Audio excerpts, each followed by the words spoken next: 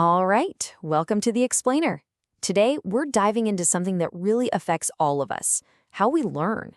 I mean, we live in this age of digital everything, right? So we have to ask, is the way we've always done education still working? Is it actually fit for purpose anymore? Let's dig in. Okay, let's just jump right in with this zinger from Mark Twain. Don't let school interfere with your education. Wow, that kind of makes you stop and think, doesn't it? He's making a pretty bold distinction here between just going to school and getting a real education. It forces you to wonder, what's the real difference? So what was he really trying to say? And, fast forward to today. What does that idea even mean for us now? We're in a totally different world, a world of online courses, AI tutors, the whole shebang. How does that old wisdom apply? Well, that's exactly what we're going to get into. Okay, section 1, the digital learning boom. So first things first, let's just get a lay of the land. It's no secret we're in the middle of this massive explosion in digital learning. We've got more resources at our fingertips than ever before in history. It's incredible. And you can totally see why it's so popular, right? When you look at the big reasons people jump online to learn, it boils down to a few key things. First, there's the flexibility. You can learn at your own pace, on your own time. Then there's the accessibility. I mean, you can learn literally anywhere.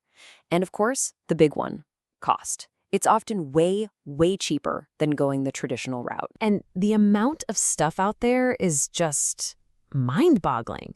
You've got these massive open online courses, or MOOCs. You've got an endless stream of educational videos from places like Khan Academy or even just YouTube. Entire libraries are now digital. You can play with interactive quizzes and simulations. It really feels like all the information in the world is just a click away. But here's the catch. Having all that information doesn't automatically mean you're getting a real education, does it? And that's the perfect pivot to our next section, the cracks in the system. Because for all these amazing new tools, the fundamental way we think about education, well, it's starting to show some pretty serious problems. The source material we're looking at puts it really bluntly. It says our knowledge systems, our professions, our industries, they're all fragmented. They have gaping fissures and fractures. Basically, everyone's stuck in their own little bubble, their own silo. They rarely talk to each other or share what they've learned. And that creates massive inefficiencies and, honestly, some major blind spots. And these aren't just abstract ideas. These fractures cause real problems. For one, there's this huge gap between what you learn in school and what the industry actually needs. Then there's the fact that schools test you on what to know, but they almost never teach you how to learn. So you get graduates who are brilliant on paper, but can't work in a team.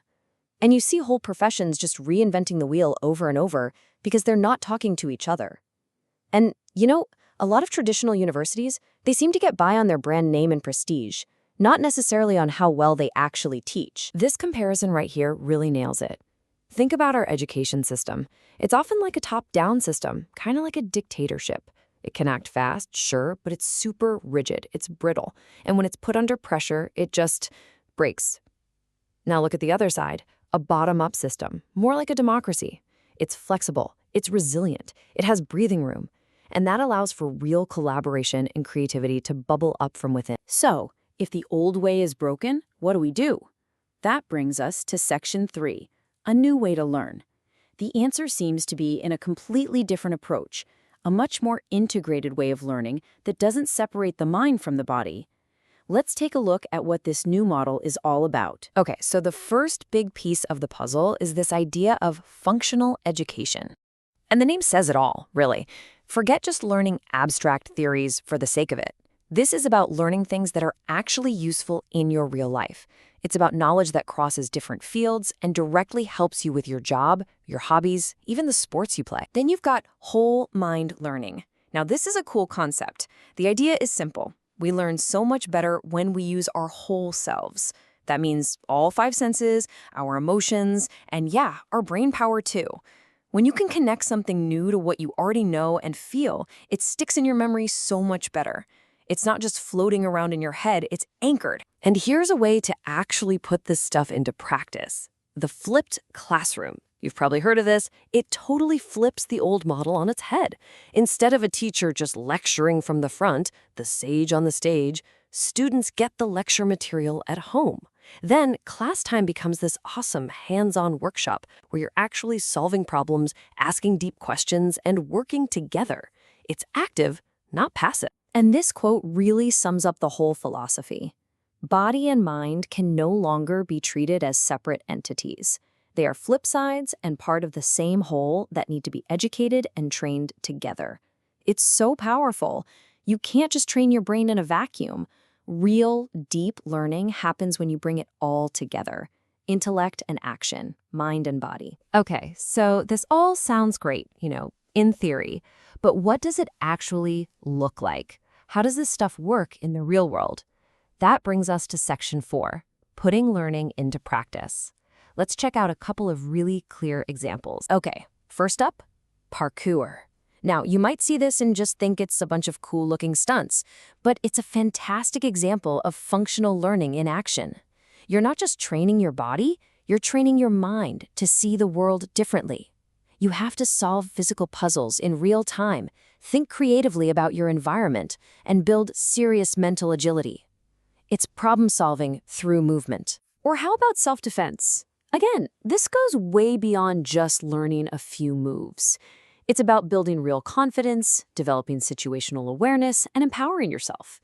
And what's great is that with things like online courses, this kind of truly functional, life-changing skill is becoming something anyone can access right from their own home. So you might be wondering, okay, how can I do this? How can I learn better? Well, here's a simple 5-step roadmap.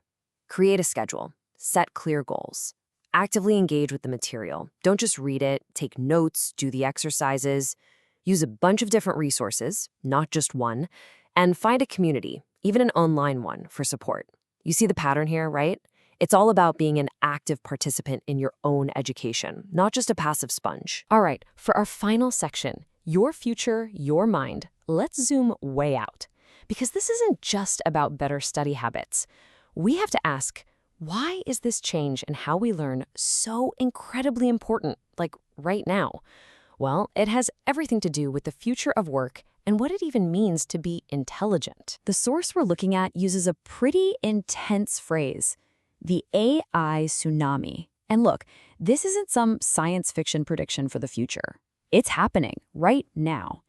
AI is getting so good that it's starting to automate highly technical jobs, even things like coding that we all thought were pretty safe. This is a game changer, and it's completely rewriting what skills are actually valuable. And check out this statistic. It's pretty wild. As big companies automate and streamline, something like 80% of the workforce is now finding jobs in small businesses. Think about what that means. It's a huge shift. It tells us that the future isn't about being a tiny cog in a giant machine. It's about being entrepreneurial, flexible, a generalist who can wear a lot of hats. So here's the bottom line, the most important takeaway from all of this. As AI handles more and more of the technical, repetitive stuff, what's left? What becomes more valuable than ever? The truly human skills. Things like managing projects and people, teamwork and social skills, real critical thinking and creativity. And maybe the most important one of all, the ability to be a lifelong learner, to adapt to whatever comes next. This final quote just ties it all together perfectly. From high I to AI and back to high I again, it all begins and ends with human beings. Think about that. We used our human intelligence, our HI, to create artificial intelligence, AI.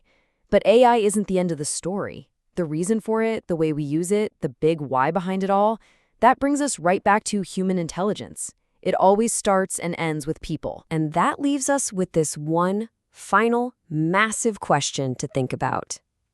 In a world that's filling up with artificial intelligence, what is the true value of our own human intelligence? Pondering that, well, that's not just a challenge. It's the biggest opportunity we have, and it will define everything about the future of learning. Thanks for tuning in.